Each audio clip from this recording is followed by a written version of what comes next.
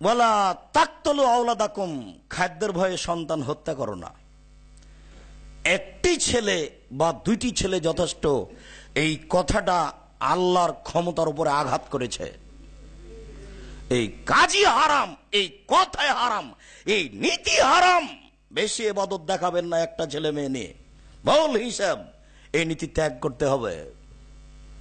আল্লাহর নবী বলেছেন, আল্লাহ বলেছেন খাদ্যের ভয়ে সন্তান হত্যা করবে না।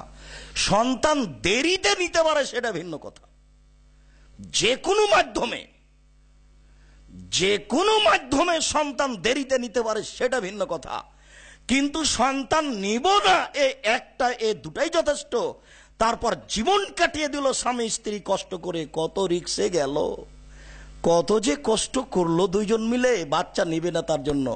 কত হিসাব, কত নিকাশ, কত কন্ডম, কত বড়ি, কত কি, কত ডাক্তার। একবারে মনে হচ্ছে যে বিপদে পড়ে গেছে স্বামী স্ত্রী। আর স্বামী স্ত্রী দুইজন না দেখা করে এটাই ভালো। হিসাব বাতিল, হিসাব ভুল। কারো রুজির উপরে হাত দিবেন না। পৃথিবী সৃষ্টির 50,000 বছর পূর্বের রুজি নির্ধারিত হয়েছে। ভুল হিসাব। আপনার 10 ভাই বোন যদি এইভাবে মাঠে আসতে পারেন, যেই যুগে পড়াশোনা ছিল না, টাকা পয়সা ছিল না, হঠাৎ করে চাউল হয়ে গেল 2 টাকা কেজি চাউল, 6 টাকা কেজি। 2 পয়সা কেজি চিনি, সেটা হয়ে গেল 25 টাকা, 30 টাকা কেজি লবণ।